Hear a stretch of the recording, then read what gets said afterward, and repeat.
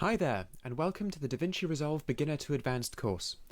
Color grading is still viewed by many as kind of a dark art, somewhere on the edge of the technical and the creative that makes it just a little bit hard to take in and master. Well, there's no magic here, just an opportunity to finish images and realize their hidden potential.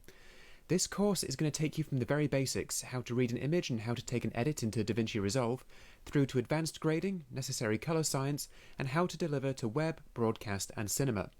By the end of this course, you'll be confidently keying, rotoscoping and tracking your way to high-end professional quality images.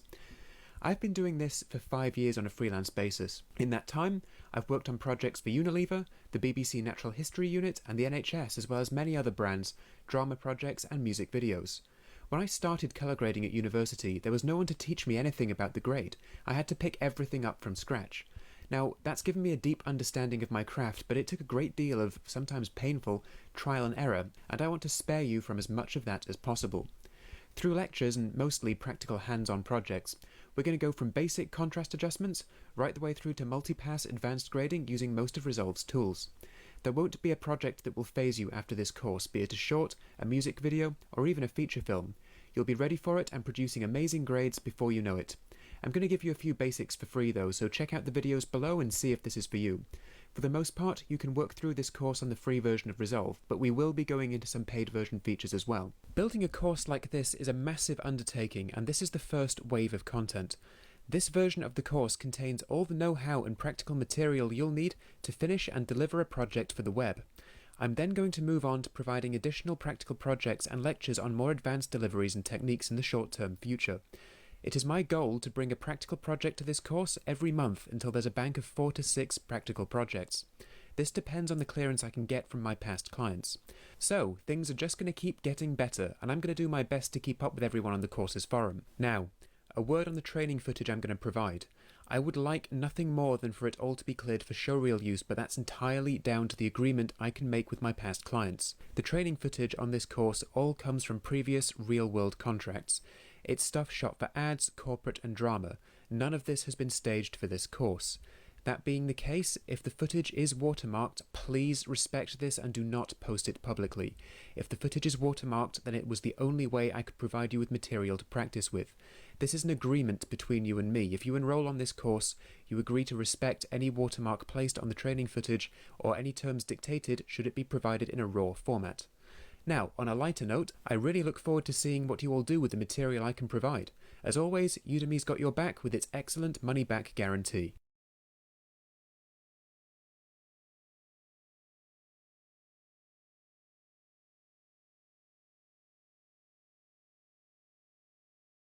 Over the color grading tools within Resolve and work on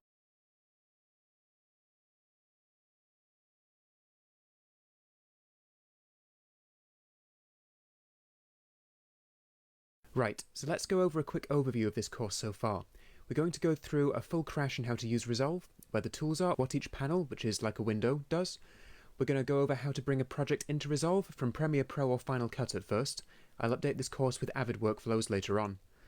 We'll move on to how to read an image with the scopes in Resolve, which is an essential skill. We need to be able to read our material properly before we can move on to making adjustments to the colour of any image. After that, we'll go over the colour grading tools within Resolve and work on our short sequence, which is what you can see here, taken from a short film shot on a Blackmagic cinema camera. Once we're done with that, it's on to our first real-world project shot on a Sony FS700. Now, this was a really short video, but I just think it's important to have an idea of what's coming. Once you're ready to begin, click on through to the next lecture.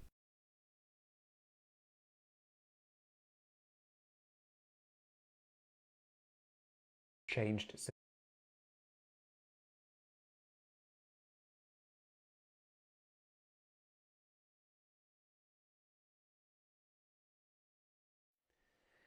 Okay, so hello to everyone just starting this course around the dawn of a new version of DaVinci Resolve, this time version 20. Now, there's a lot to be done to update the course to reflect the new tools in version 20, and I just want to let you know what to expect from this update process. So I'm going to be prioritizing the new tools first. I'm going to be looking at things like the 6 vector, the new color warper, and then we've got some effects like the automatic depth map and other things which have been updated as well, and I'm going to do those first. Then I'm going to go back over the existing demonstrations and I'm going to be looking for places where the UI has changed sufficiently as to cause confusion, and then I will update that. And then after that I will be re-recording some of the work-along grading demos as well. So I just wanted to make sure that you knew what to expect, and this is very much a work in progress as I update to the new version, but those updates are coming. So I hope you enjoy what's coming, and I will sign off with a phrase you're going to be hearing a lot of, which is click on through to the next lecture once you're ready.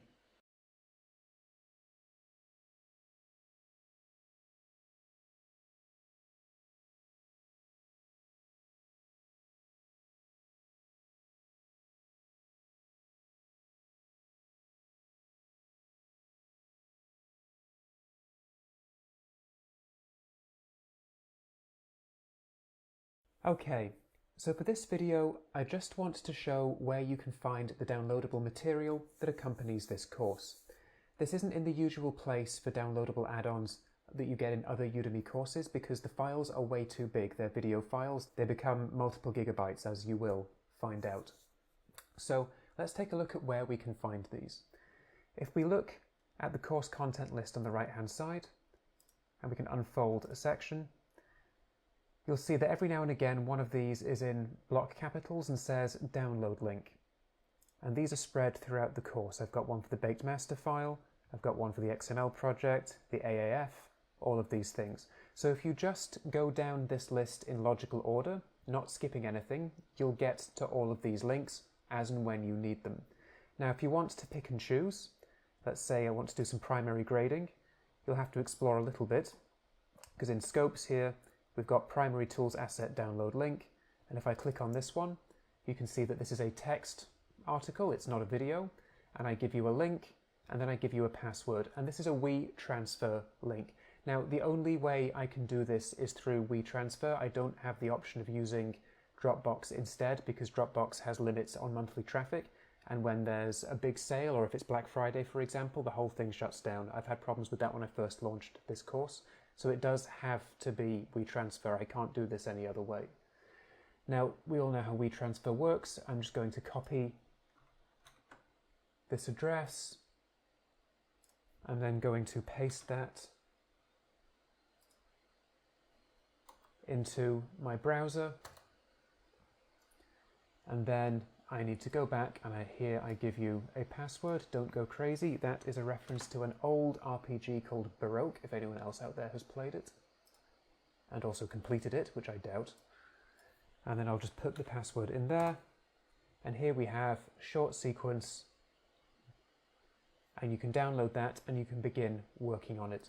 Now these are spread throughout the course as and when they become necessary. So if we take a look at grading a music video, here we have the music video asset download link. If we take a look at the real world project, corporate video download link. So this is how you find the downloadable content. Usually they're at the start of the module in which they're relevant. The short film, the ads, they're all just here. So this is where you find the downloadable content throughout the course. Just keep that in mind as you go through and you should not get lost. So that's everything for this video. Click on through to the next lecture.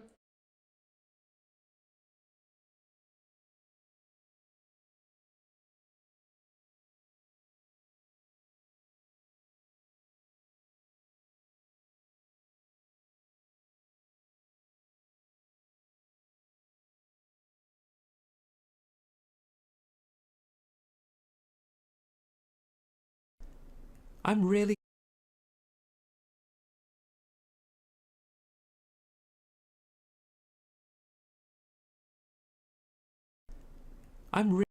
to see you here. We're going to have to go through some basic starter stuff first, but think of it like this. This is the first step on our journey into grading.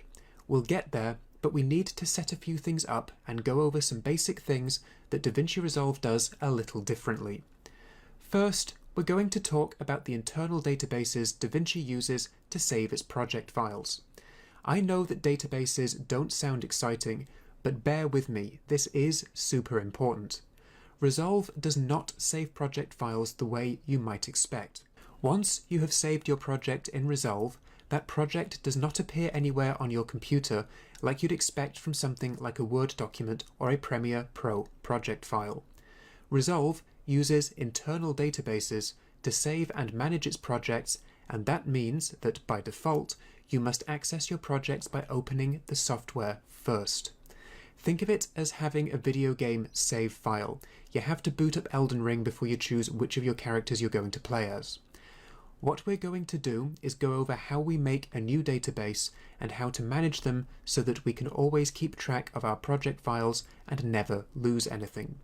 We'll go over how to export a project file so that you can find it externally in a later lecture, but we will cover it.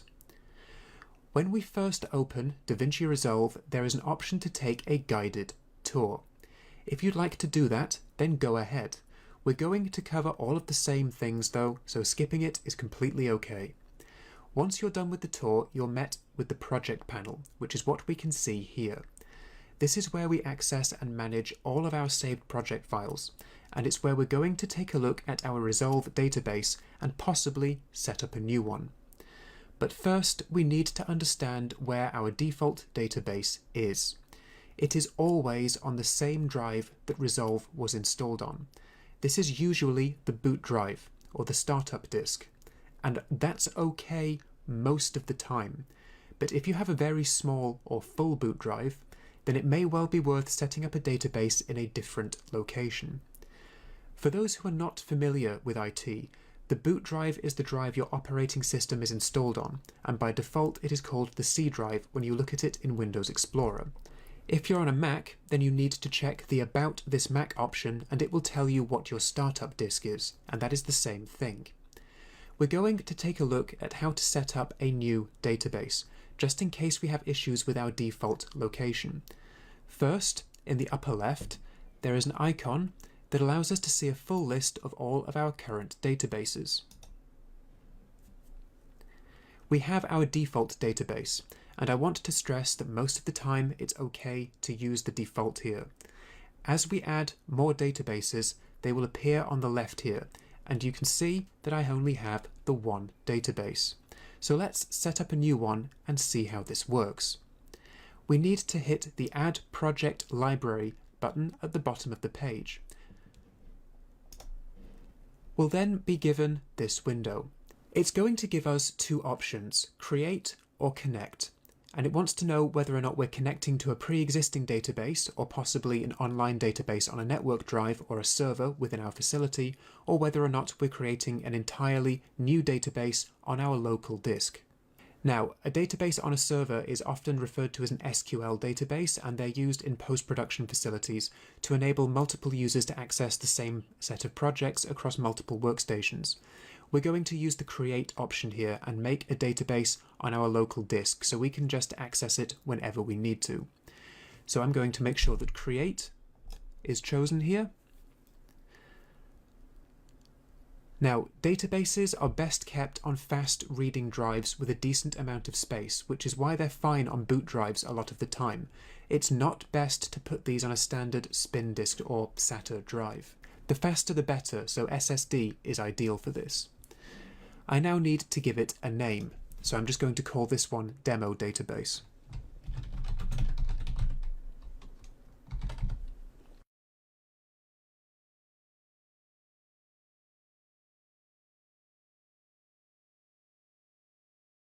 We generally need to make a new folder which is dedicated to this database, and that folder should be empty. So I'm going to make a new folder.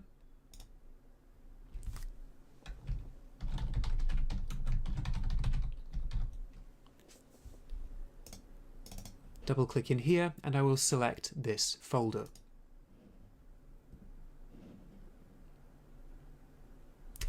In older versions of Resolve, it used to be that we couldn't put spaces or capital letters in our database names. Now that is no longer an issue.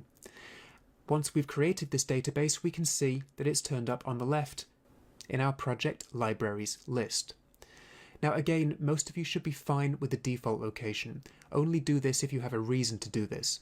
But sometimes things can go wrong with permissions, or the boot drive can have a small capacity, and it's best to make a new database then. Now that we have this, you can see that these two databases contain a completely different array of projects. My local database, which is my default, contains all of my old stuff, and my new one is basically empty, which is what we would expect since it's new.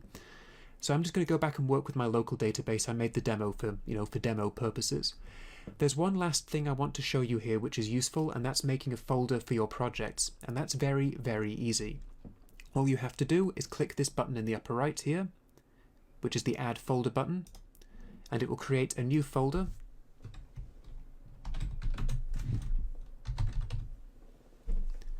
Now we'll create one for May 2023, and there we go. I can now go into this folder and I can make my projects for this month here. It is worth keeping everything organized. I know it's boring, but it really is. 2 or 3 years down the line, you could find yourself going back to some of these things for some reason, and you want to be able to find it then. To get back to the first level in our database, in the upper left, we have our kind of file path up here, projects May 23. We just double click on projects and we'll go back into projects. You can nest multiple folders inside each other just like you can in any other kind of Explorer interface. Right, that's a little awkward at first, but it's super important to understand. In the next lecture, we're going to move straight on ahead and we're going to start looking at some of the panels within Resolve.